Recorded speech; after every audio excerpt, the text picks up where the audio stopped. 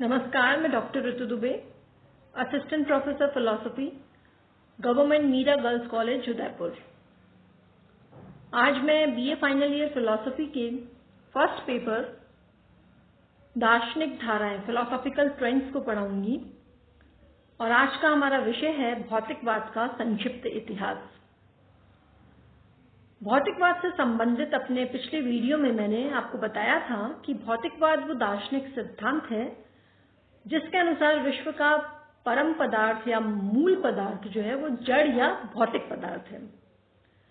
आज हम देखेंगे कि कौन कौन से भौतिकवादी दार्शनिक हुए हैं, पाश्चात्य दर्शन में भी और भारतीय दर्शन में भी। तो सबसे पहले हम देखते हैं पाश्चात्य भौतिकवाद में कौन कौन से भौतिकवादी सम्मिलित हैं। दरअसल पाश्चात्य भौतिकवाद को आप दो हिस्सों में पढ़ सकते हैं, एक प्राचीन भौतिकवाद और दूसरा आधुनिक भौतिकवाद। तो चलिए प्राचीन भौतिकवाद से प्रारंभ करते हैं। प्राचीन यूनानी विचारक थैलीस को दर्शन और भौतिकवाद दोनों का जन्मदाता माना जाता है। इन्होंने विश्व की व्याख्या के लिए जल को परम तत्व माना।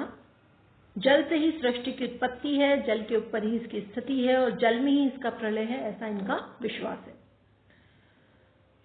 थैलीस के बाद उनके शिष्य आए एनेक्सिमेंडर, वो भी भौतिकवादी हैं। उन्होंने मूल तत्व को जड़ ही माना, लेकिन जल की भांति किसी विशेष पदार्थ को नहीं बल्कि निर्विशेष पदार्थ को उन्होंने मूल तत्व माना है, क्योंकि उनका कहना है कि यदि किसी विशेष प्रकार के सीमित द्रव्य जैसे जल को परम तत्व माना जाए तो इससे विभिन्न प्रकार के अनेक पदार्थों की उत्पत्ति संभव नहीं हो सकती। अतः उन्होंने परम तत्व को विशेष धर्मों से रहित अर्थात निर्विशेष, निराकार और असीम आदि कहकर पुकारा है। एनेक्सिमेंडर के बाद इस समय के जो तीसरे भौतिकवादी विचारक हुए वो है एनेक्सिमेनीज।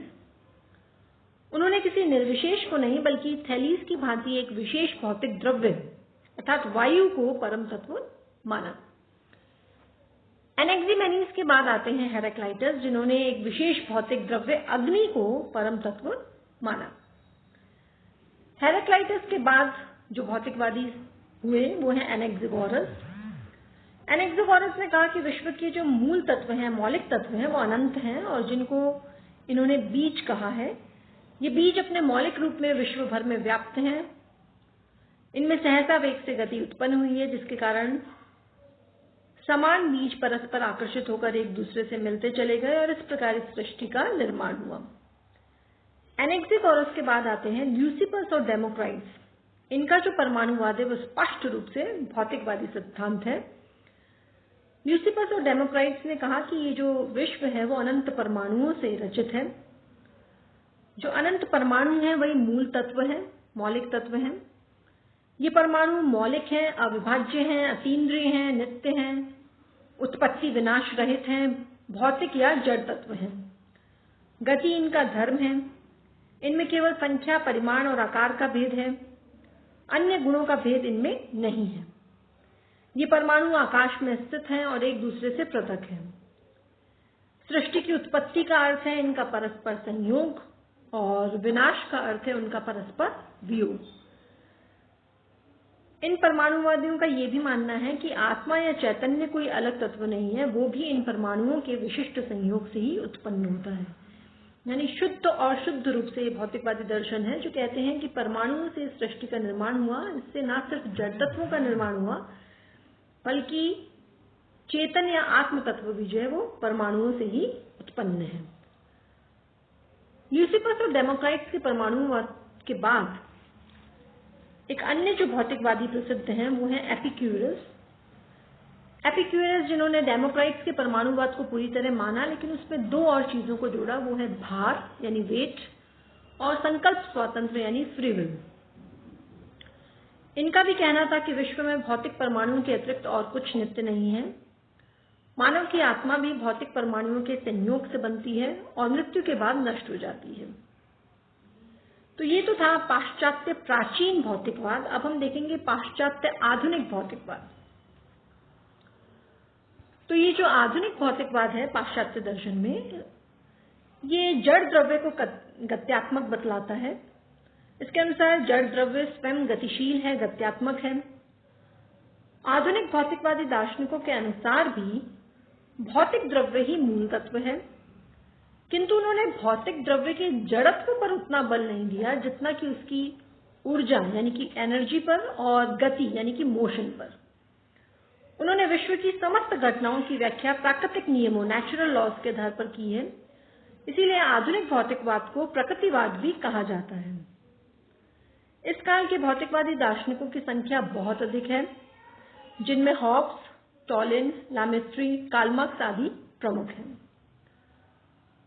थॉमस हॉब्स के दर्शन पर अगर हम विचार करें तो हम पाएंगे कि हॉब्स का जो दर्शन है वो डेमोक्राइट्स की दर्शन प्रणाली से विशेष समानता रखता है। ये भी मानते हैं कि विश्व में केवल दो ही स्वतंत्र पदार्थ हैं, एक भौतिक द्रव्य और दूसरा उसमें होने वाली गति।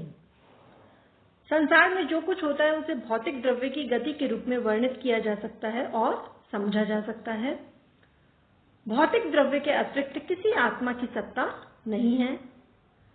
आत्मा तो बस शरीर के उस भाग को कहना चाहिए जो कि अगोचर है, जो दिखाई नहीं देता। आत्मा शरीर से पृथक कोई तत्व नहीं है। इसी क्रम में जो अगले आधुनिक भौतिकवादी हुए वो हैं कार्ल मार्क्स। इनके द्वारा प्रतिपादित भौतिकवाद को द्वंद्वात्मक भौतिकवाद कहा जाता है। विश्व के बौद्धिक जीवन पर इस द्वंद्वात्मक भौतिकवाद का काफी व्यापक प्रभाव पड़ा है और आज भी इसके अनुयायी पूरे विश्व में विद्यमान है। संक्षेप में अगर बताऊं तो इस सिद्धांत के अनुसार भी मूल तत्व जड़ है, जो स्थिर न रहकर द्वंद्व नियम के अनुसार सदैव विकसित होता रहता है। तो ये तो हुआ पाश्चात्य भौतिकवाद। अब अगर हम बात करें भारतीय भौतिकवाद की, तो भारतीय दर्शन में भौतिकवाद का स्पष्ट उदाहरण एकमात्र चार्वाक दर्शन है। चार्वाक दर्शन जिसमें प्रत्यक्ष को ही एकमात्र प्रमाण माना गया है और इन्होंने कहा है कि हमें जिन वस्तुओं का प्रत्यक्ष होता है केवल उन्हीं की सत्ता है। पृथ्वी, जल, अग्नि और वायु का ही हमें प्रत्यक्ष हो सकता है, अतः इन्हीं चार पदार्थों की सत्ता है। शरीर, इंद्रिय और विषय आदि सभी इन्हीं पदार्थों के विभिन्न संयोगों के परिणाम हैं। चेतना इन जड़ या भौतिक पदार्थों से उसी प्रकार उत्पन्न होती है जिस प्रकार शराब से मादकता। अतः आत्मा या जो चैतन्य है वो चेतन शरीर के अतिरिक्त और कुछ नहीं है, क्योंकि हमें आत्मा या चैतन्य का अलग से कोई अनुभव नहीं होता। तो स्पष्ट रूप से भारतीय भौतिकवाद में जो एकमात्र उदाहरण उपलब्ध है भारतीय भौतिकवाद का वो है चार्वाक दर्शन, जिसके प्रतिपादक आचार्य बृहस्पति माने जाते हैं। तो ये हुआ भौतिकवाद का एक संक्षिप्त परिचय। अंत में अगर प्रश्न उठे कि भौतिकवाद कितना संतोषजनक सिद्धांत है, तो संक्षेप में ये कहा जा सकता है कि ये ठीक है कि विश्व का मौलिक पदार्थ जड़ भी है, लेकिन चैतन्य की सर्वथा उपेक्षा करना वो ठीक नहीं है। जड़, जीव और चेतन में मौलिक अंतर है, एक को हम दूसरे में परिवर्तित नहीं कर सकते। केवल जड़ द्रव्य को मौलिक तत्व मानने से विश्व के समस्त अंशों की संगत या संतोषजनक व्याख्या नहीं हो सकती है।